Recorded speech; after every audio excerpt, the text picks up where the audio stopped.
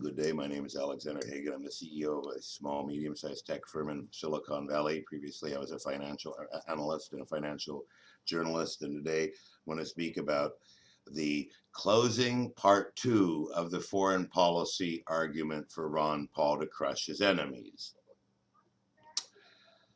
Okay, so in part 1, Dr. Paul describes the burden of the overseas expenditure and the blowback that comes from some of these operations in aiding our enemies inadvertently through bungling analysis of the situation by ideologues. Basically, there's a second thing we have to ask, which is why is there so much support amongst the mainstream candidates for this hyper militarized society? We have 47% of the world's arms spending. Then when you combine Britain, France, Italy, Germany, Spain, Japan, the main hardcore places where U.S. have a lot of arms sales into and have landing rights. There are very easy ways to determine who's on our side because the militaries are enmeshed. There are some political factors, but that's 80% of the world's arms expenditure. Why do they want to keep it this high? So the incentive is greater power. It's greater power for those in charge. So instead of having to wait around and build their economy over 20 or 30 years like everybody else, they can try to get stuff now. And there's an incentive to do so. Unfortunately, during these debates, you may not have hard time saying this, but the media companies are basically owned by 3 power structures. Okay, one power structure is basically private capital.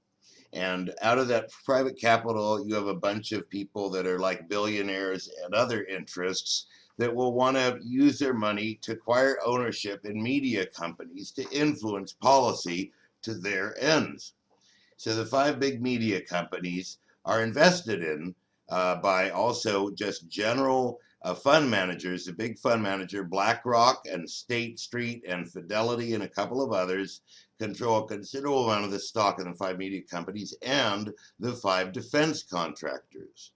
Between those 5 investment managers, they probably have more than 20% of the stock, maybe 40, 50, 60, 70% of the stock in these companies. So now who benefits from the actual invasion? We know who the media benefits from being able to report on war. It certainly sells. Then you have, and I hate to be so cynical, but it's a simple way to drive news.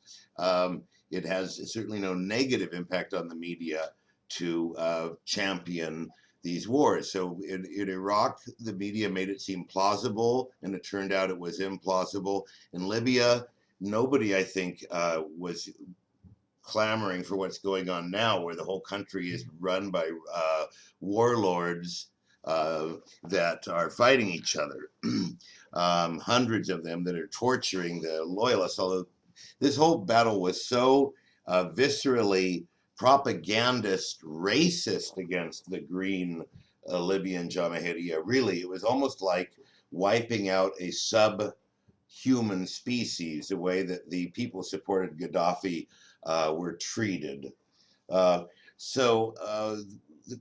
phase 1 of the political argument about foreign policy is that it's just making all our problems worse and we can't afford it, and that it makes no sense.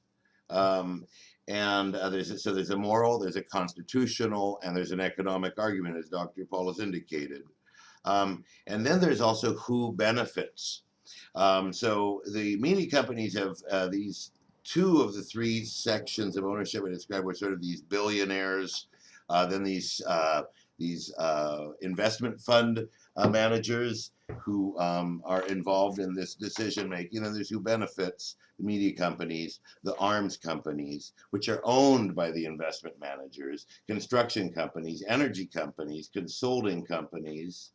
So what you go from invasion capitalism to disaster capitalism. So it's a perverse Keynesian sort of economics where you think you can go and destroy things to make money.